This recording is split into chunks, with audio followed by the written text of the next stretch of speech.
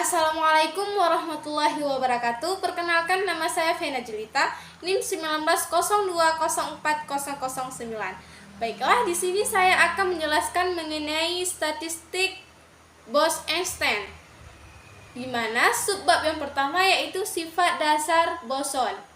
Sifat dasar boson yang pertama yaitu sifat partikel subatomik yang tidak dapat dibedakan atau dapat dipahami dari konsep gelombang partikelnya. Nah, jadi panjang gelombang de Broglie partikel-partikel tersebut memenuhi lambda sama dengan H per mf, dengan m yaitu massa partikel dan v adalah laju partikel. Karena m untuk partikel subatomik sangat kecil, maka panjang gelombangnya cukup besar.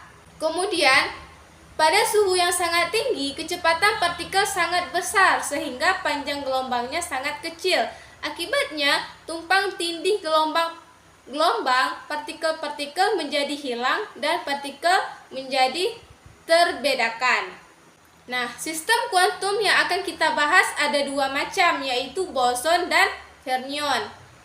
Di mana boson adalah sistem yang memiliki spin kelipatan bulat dari H per 2pi. Nah, sedangkan fermion memiliki spin kelipatan ganjil dari 1 per 2 dalam kurung H per 2pi. Nah, sistem ini memenuhi prinsip eksklusi Pauli.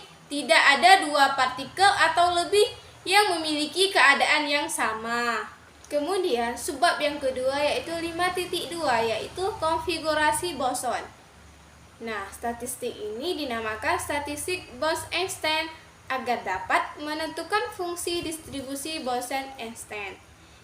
Kita terlebih dahulu harus menemukan konfigurasi dengan probabilitas paling besar. Sifat rata-rata assembly dapat dianggap sama dengan sifat pada konfigurasi maksimum tersebut. Kita tetap membagi tingkat energi sistem-sistem dalam assembly atas M kelompok sebagai berikut. Seperti kelompok 1 memiliki jumlah keadaan G1 dan energi rata-ratanya E1, dan kelompok 2 memiliki jumlah keadaan G2 dan energi rata-rata E2. Dan kelompok S memiliki jumlah keadaan Gs dan energi rata-rata Es, dan kelompok M memiliki jumlah keadaan Gm dan energi rata-rata Em. Nah, pada statistik Bose-Einstein, satu kursi dapat saja kosong atau menampung benda dalam jumlah berapa saja. Untuk menghitung jumlah penyusun benda, kita dapat melakukannya seperti gambar di bawah ini, yaitu penyusun benda dan kursi analog dengan penyusun boson dalam tingkat-tingkat energi. Apapun cara penyusun yang kita lakukan, yang berada di ujung bawah selalu kursi, karena benda harus disanggah oleh kursi, yaitu sistem harus menepati tingkat energi. Maka jumlah total benda yang dapat dipertukarkan dengan tetap memenuhi sifat boson adalah G1 dikurang 1 ditambah N1 sama dengan G1 tambah N1 dikurang 1. Akibatnya yaitu jumlah cara penyusunan yang dapat dilakukan adalah G1 ditambah N1 dikurang 1 faktorial. Karena sifat boson tidak dapat dibedakan satu dengan yang lain, maka pertukaran partikel dan sesama kursi tidak menghasilkan penyusun yang berbeda. Kemudian jumlah pertukaran antar partikel adalah N1 faktorial dan jumlah pertukaran antar kursi adalah G1 faktorial. Oleh karena itu, jumlah penyusunnya berbeda. Untuk N1, boson di dalam G1 keadaan hanyalah G1 ditambah N1 dikurang 1 dikali faktorial per N1 faktorial dikali G1 faktorial. Sama berlaku untuk kelompok 2 yang mengandung G2 keadaan dengan populasi N2 sistem, yaitu G2 ditambah N2 dikurang 1 faktorial per N2 faktorial dikali G2 faktorial. Terakhir, hingga kelompok energi ke M, jumlah cara penyusun yang berbeda untuk Nm sistem dalam Gm keadaan adalah Gm ditambah Nm dikurang 1 faktorial per Nm faktorial dikali Gm faktorial. Akhirnya, jumlah total penyusun yang berbeda secara bersamaan N1 sistem di dalam G1 keadaan N sistem, N2 sistem di dalam G2 Nm sistem adalah Gm keadaan adalah G1 ditambah N1 dikurang 1 faktorial per N1 faktorial dikali G1 faktorial dikali G2 tambah N2 dikurang 1 faktorial per N2 faktorial dikali G2 faktorial dan seterusnya dikali Gm per Nm dikurang 1 faktorial per Nm faktorial dikali Gm faktorial. Sehingga gabungan dari persamaan yang di atas menghasilkan Pi Gs ditambah Ns dikurang 1 faktorial per Ns faktorial dikali Gs faktorial dari S sama dengan 1 sampai ke M. Jumlah cara membawa N sistem dari luar untuk mendistribusikan ke dalam tingkat-tingkat energi di atas. Jumlah cara pengambilan N sistem adalah N faktorial cara, karena sistem tidak dapat dibedakan, maka jumlah tersebut harus dibagi dengan N faktorial sehingga jumlah total cara membawa N sistem ke dalam tingkat-tingkat energi di dalam assembly adalah N faktorial per N faktorial sama dengan 1. Akhirnya kita dapatkan jumlah penyusun sistem-sistem dalam assembly boson adalah W sama dengan Pi Gs ditambah Ns dikurang 1 faktorial per Ns faktorial dikali Gs faktorial dari S sama dengan 1 sampai ke M. Kemudian subbab yang ketiga yaitu konfigurasi maksimum.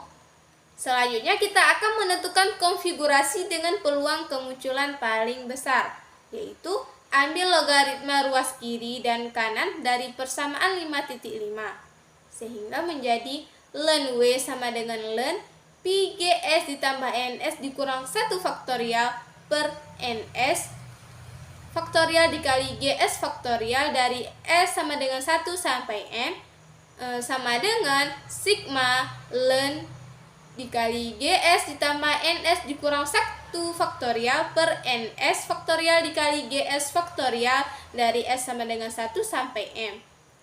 Kemudian kita gunakan pendekatan Stirling untuk melakukan penyederhanaan sebagai berikut, yaitu ln Gs ditambah Ns dikurang 1 sebanding dengan Gs tambah Ns kurang 1 ln Gs tambah Ns dikurang 1 dikurang Gs tambah Ns kurang 1. Kemudian ln Gs faktorial sebanding dengan Gs ln Gs dikurang Gs. Kemudian ln Ns faktorial sebanding dengan Ns ln Ns dikurang N1.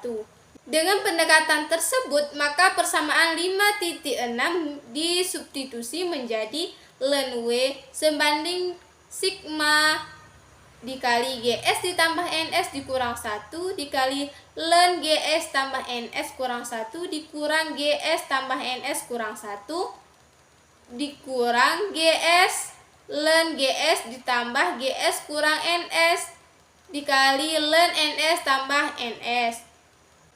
Untuk assembly yang terilisasi sehingga tidak ada pertukaran sistem maupun energi antara assembly dan lingkungan, jumlah sistem maupun energi assembly konstan. Pembatasan ini dapat dinyatakan dalam bentuk diferensial, yaitu delta N sama dengan sigma delta Ns sama dengan 0 dari S sama dengan 1 sampai M, dan delta U sama dengan sigma ES delta Ns sama dengan 0 dari S sama dengan 1 sampai M.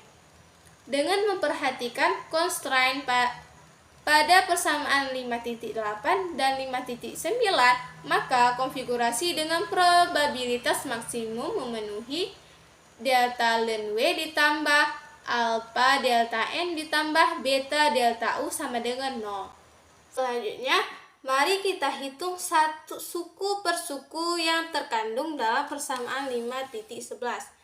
Yang pertama ada I1 yaitu delta dikali GS tambah NS kurang 1 dikali ln dikali GS tambah NS kurang 1 sama dengan do per do NS dikali GS tambah NS kurang 1 dikali ln dikali GS tambah NS kurang 1 dikali delta NS sama dengan ln GS tambah NS kurang 1 ditambah GS tambah NS kurang 1 dikali 1 per GS tambah NS kurang 1 dikali delta NS sama dengan ln GS tambah NS kurang 1 ditambah 1 delta NS. Kemudian yang kedua yaitu delta GS tambah NS kurang 1 sama dengan do per do NS dikali GS tambah NS kurang 1 dikali delta NS sama dengan delta NS. Didapatkan hasil delta NS dikarenakan disederhanakan yaitu do per do NS sama dengan 0 dikarenakan variabelnya itu berbeda, makanya hasilnya 0 ditambah do NS per do NS variabelnya sama, jadi hasilnya 1 dikurang do per do NS sama dengan 0 dikarenakan variabelnya berbeda dikali delta NS, jadi 0 ditambah 1 dikurang 0 dikali delta NS sama dengan menjadi delta NS. Kemudian yang ketiga yaitu delta GS dikali ln GS sama dengan do per do NS dikali GS ln GS dikali delta NS sama dengan 0. Kemudian yang keempat yaitu delta NS dikali ln NS sama dengan do per do NS dikali NS ln NS dikali delta NS sama dengan ln NS ditambah NS dikali 1 per NS dikali delta NS sama dengan ln NS tambah 1 dikali ln NS.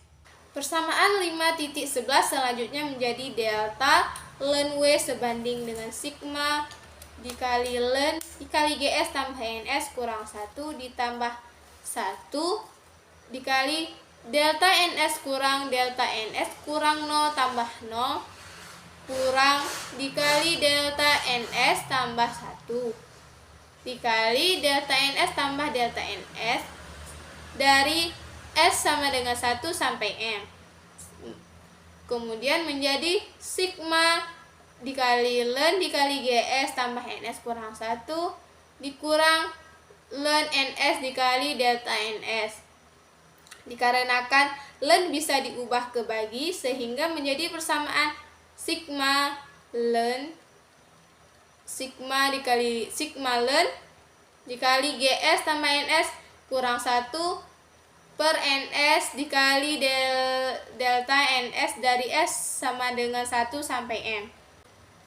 Karena GS lebih besar dari 1 dan NS lebih besar dari 1, maka GS tambah NS kurang 1 sebanding dengan GS tambah NS, sehingga persamaan 5.12 dapat disederhanakan lebih lanjut menjadi delta ln W sama dengan sigma ln dikali GS tambah NS per NS dikali delta NS dari S sama dengan 1 sampai M. Kemudian substitusi persamaan 5.8, 5.9 dan 5.13 ke dalam persamaan 5.10 sehingga diperoleh sigma ln dikali GS tambah NS per NS dikali delta NS ditambah alpha sigma delta NS tambah beta sigma ES dikali alpha NS dari S sama dengan 1 sampai N sama dengan 0. Nah, kesamaan di atas harus berlaku untuk semua variasi delta NS ini dijamin jika bagian di dalam kurung selalu nol, yaitu delta yaitu ln dikali GS tambah NS per NS tambah alpha tambah beta ES sama dengan 0. Atau GS tambah NS per NS sama dengan eksponen dalam kurung min alpha kurang beta ES. Kenapa menjadi eksponen? Dikarenakan penghilangan nilai ln diganti menjadi eksponen. Kemudian GS tambah NS sama dengan NS. Eksponen min alpha kurang beta ES. Sehingga menjadi GS tambah NS eksponen min alpha kurang beta ES dikurang 1. Dan akhirnya didapatkan ungkapan untuk jumlah populasi pada setiap tingkat energi sebagai berikut. NS sama dengan GS per eksponen min alpha dikurang beta ES kurang 1.